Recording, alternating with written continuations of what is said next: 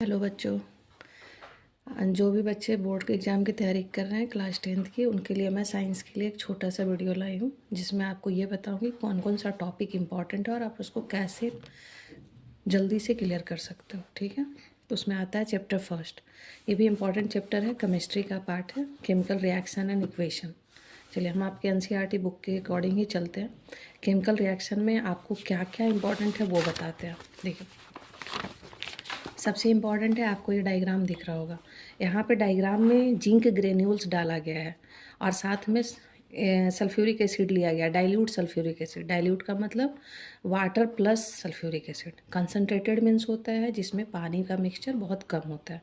एक conical flask में इन दोनों मिक्सचर को क्या किया गया है, मिक्स किया गया। मिक्स करने के बाद हम देखेंगे कि यहाँ से हाइड्रोजन गैस रिलीज होता है। तो ये क्वेश्चंस आ सकता है कि जब हम जिंक को H2SO4 के साथ डालते हैं तो वहाँ पे एक रिएक्शन होता है, उसको कहते हैं हम लोग डिस्प्लेसमेंट रिएक्शन। देखिए, जब भी हम Zn को H2SO4 से रिएक्शन करवाएंगे, ठीक है, तो यहाँ पे आपका बनेगा ZnSO4 और H2 गैस रिलीज हो जाएगा।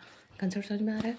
तो इस यहाँ पे क्वेश्चन आ सकता है कि कौन सा गैस रिलीज होता है, तो आप यहाँ पे बताइएगा हाइड्रोजन गैस रिलीज होता है। दूसरी चीज़, जब भी कोई केमिकल रिएक्शन होता है तो उसमें 4 चीज़ों की चेंजिंग आती है। पहला, चेंज इन स्टेट, स्टेट बदल जाता है। Change in colour, evolution of the gas, change in temperature. ये डिपेंड करता है आपके केमिकल रिएक्शन हुए हैं।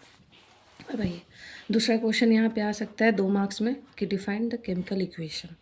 केमिकल इक्वेशन होता है क्या और इसको हम कैसे डिस्क्राइब कर सकते हैं।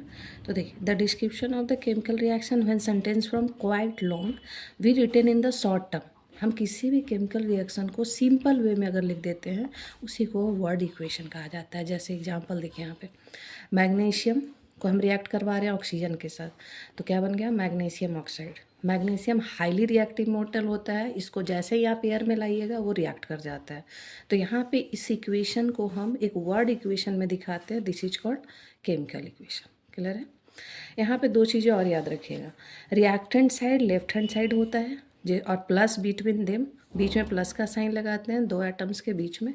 And similarly right hand side product होता है, वहाँ भी आप प्लस का साइन लगा सकते हो अगर प्रोडक्ट 2 बन रहे हैं तो। कंसेप्ट समझ में आ रहा है? अब आइए नेक्स्ट पॉइंट।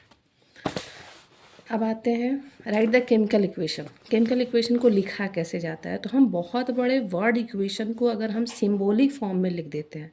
देखिए, chemical equation when can made coincide useful if we use the chemical formula instead of the word. A chemical equation represent a chemical reaction.